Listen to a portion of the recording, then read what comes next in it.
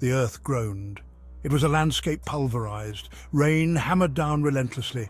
The trenches, flooded and foul, offered little protection. This was Passchendaele, 1917, a nightmare in mud.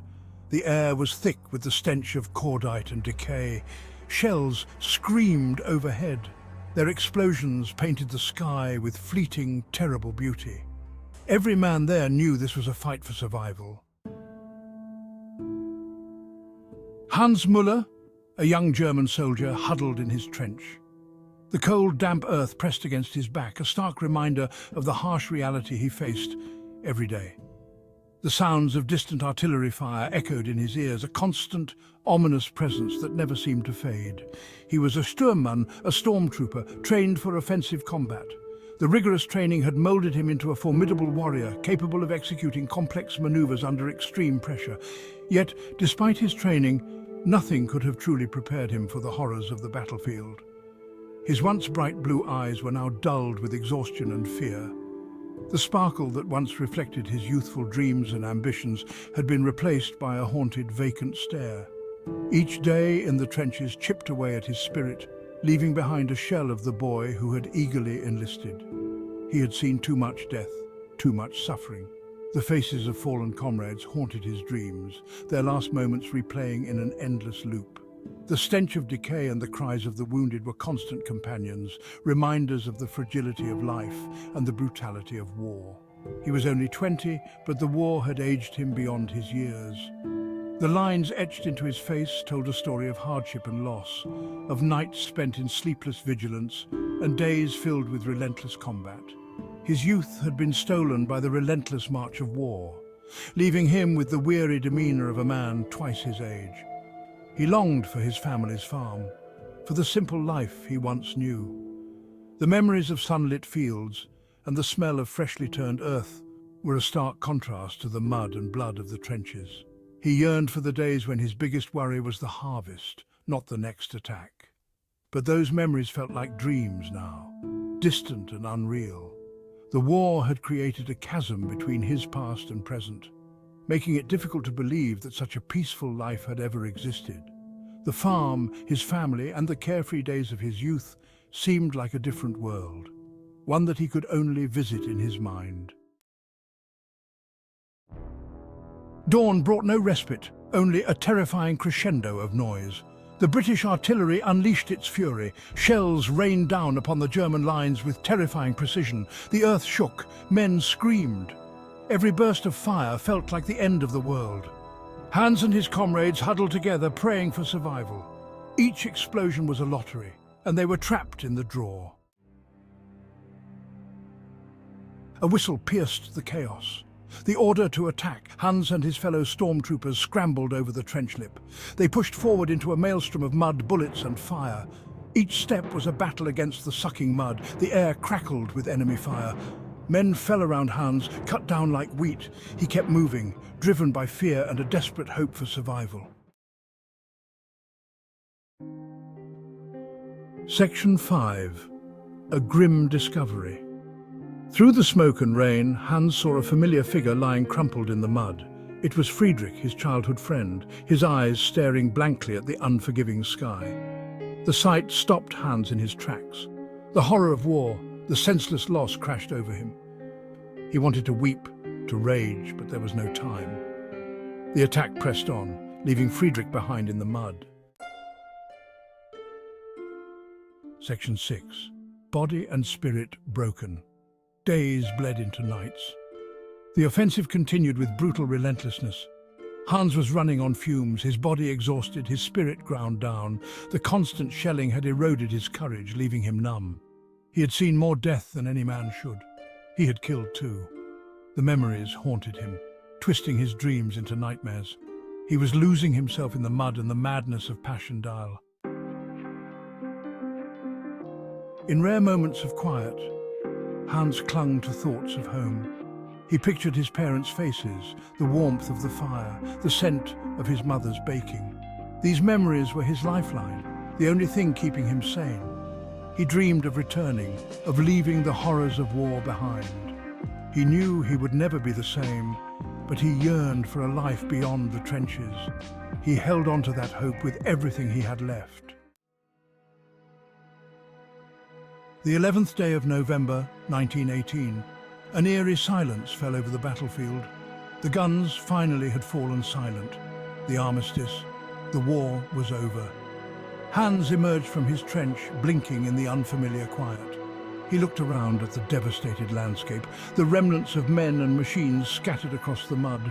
It was a victory, but a hollow one. Hans returned home a changed man. The war had left an indelible mark on him, one that could not be seen but was deeply felt. His eyes, once bright with youthful dreams, now held a shadow of the horrors he had witnessed. The boy who had left for the front lines was no more. In his place stood a man who had seen the very worst of humanity. The boy who had marched to war was gone, replaced by someone hardened, haunted. The transformation was stark and undeniable. Before the war, Hans had been full of life, his spirit unbroken. But the battlefields had changed him. The laughter that once came so easily was now a distant memory, replaced by a silence that spoke volumes. He had seen friends fall, had felt the sting of loss, and had come face to face with his own mortality. He carried the scars of Passchendaele, physical and emotional, etched deep within him. The physical wounds had healed, but the emotional scars were a different story.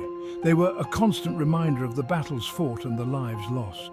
Each scar told a story, a painful memory of a time when the world seemed to be falling apart. The trauma was not just in his mind, it was in his very soul. He found solace in the land, working on his family's farm. The simplicity of the farm life offered a stark contrast to the chaos of the battlefield. The rhythmic toil of the land provided a sense of normalcy, a way to ground himself in a world that had been turned upside down. The fields became his sanctuary, a place where he could lose himself in the work and momentarily forget the nightmares that haunted him. But the nightmares persisted, the memories of mud, blood, and the face of his friend Friedrich. Sleep offered no escape, it was merely a different battlefield. The images of war replayed in his mind, vivid and relentless. The cries of the wounded, the smell of gunpowder, and the sight of his fallen comrades were ever present. Friedrich's face in particular haunted him. The guilt of surviving when so many had not was a heavy burden to bear. He lived with the ghosts of Passchendaele, a constant reminder of the cost of war. The past was never far behind, always lurking in the shadows. The photographs of his comrades, the graveyards filled with crosses, and the quiet moments of reflection all served as reminders of the price paid. Hans knew that the scars of war were not just his to bear. They were a collective burden, a testament to the sacrifices made and the lives forever changed. Hans never forgot the men who fell at Passchendaele, especially Friedrich. The memories of that fateful battle were etched deeply into his soul, a constant reminder of the price of war. Each name on the memorial was not just a name, but a story, a life cut short, a family left grieving. Hans would often visit the memorial, tracing the names with his fingers, feeling the cold stone under his touch, and remembering the warmth of his comrades' camaraderie. He carried their memory with him, a solemn burden and a reminder of the fragility of life. The letters and journals he kept were filled with the voices of the fallen, their hopes, dreams, and fears. Each page was a testament to their bravery and humanity. Hans would read these letters often, finding solace in their words, and a sense of duty to keep their stories alive. The personal items left behind by his comrades were sacred relics to him, each one telling a story of its own.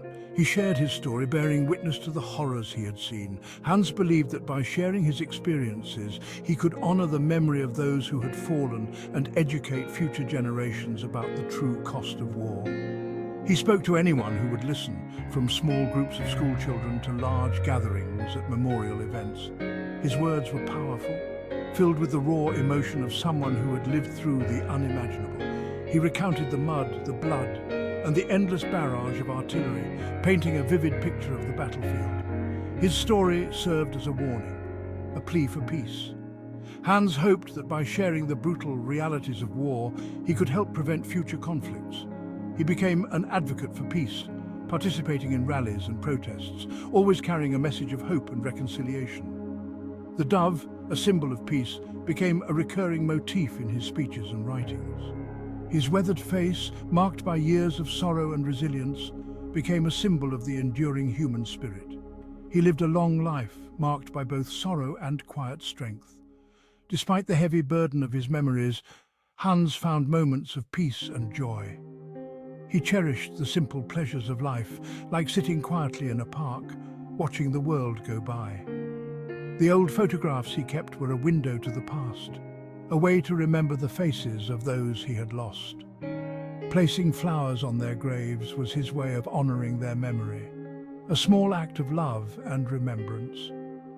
He was a survivor of Passchendaele, forever bound to the mud and the memory of those who never came home. The battle had left an indelible mark on him, shaping the man he would become. The trenches, the mud, and the constant threat of death were experiences that never left him.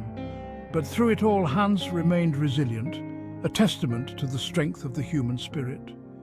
His legacy was one of remembrance, a reminder of the sacrifices made and the importance of peace.